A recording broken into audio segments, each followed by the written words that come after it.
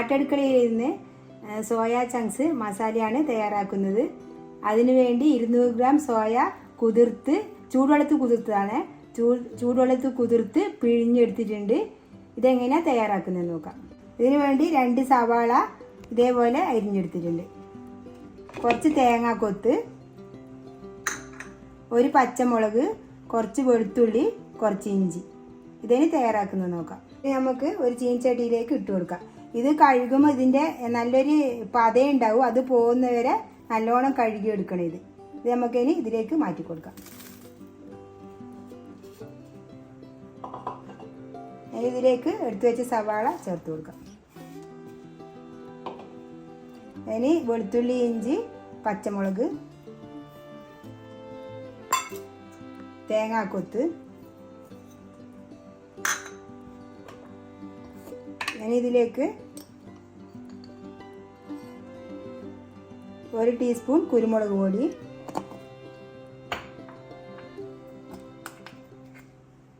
കുറച്ച് പെരിഞ്ജീരകം പൊടിച്ചത്, എരിവിന് ആവശ്യമായ മുളക് പൊടി,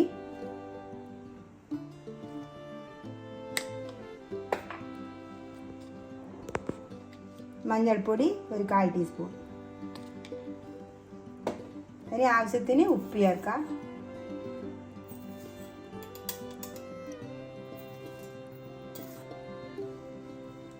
ഇനി ഇതിലേക്ക് 1 ടീസ്പൂൺ മല്ലിപ്പൊടി,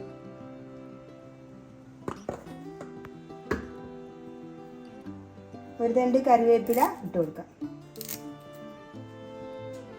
ഇനി കുറച്ച് വെളിച്ചെണ്ണ നനച്ചു കൊടുക്കാം.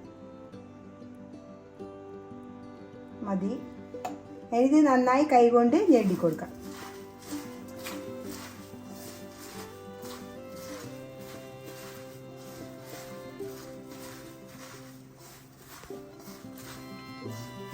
ഇതിന് ഒരു 5 മിനിറ്റ് ഇതേപോലെ വെക്കാം.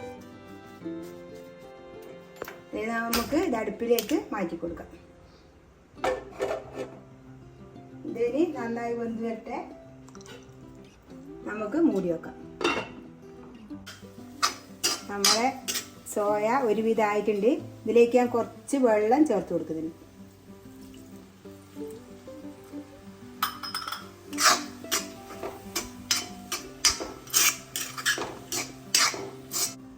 സോയ റെഡിയായി നോക്കാം.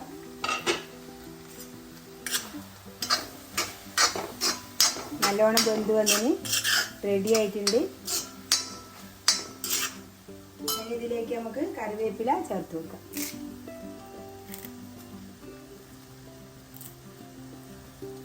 കുറച്ച് മല്ലിയില അരിഞ്ഞത് ഇട്ട് കൊടുക്കാം.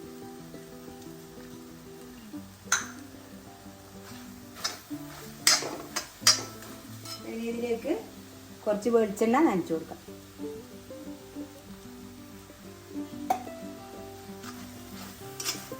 അങ്ങനെ നമ്മുടെ സോയ റെഡിയായി. നല്ല ടേസ്റ്റ്. ഇതേപോലെ ആയിട്ട് കഴിക്കാൻ എല്ലാവരും ഒന്ന് ഇതേപോലെ ഉണ്ടാക്കി നോക്കുക. എൻ്റെ വീഡിയോ ഇഷ്ടപ്പെട്ടെങ്കിൽ ലൈക്ക് ചെയ്യുക, ഷെയർ ചെയ്യുക, സബ്സ്ക്രൈബ് ചെയ്യുക.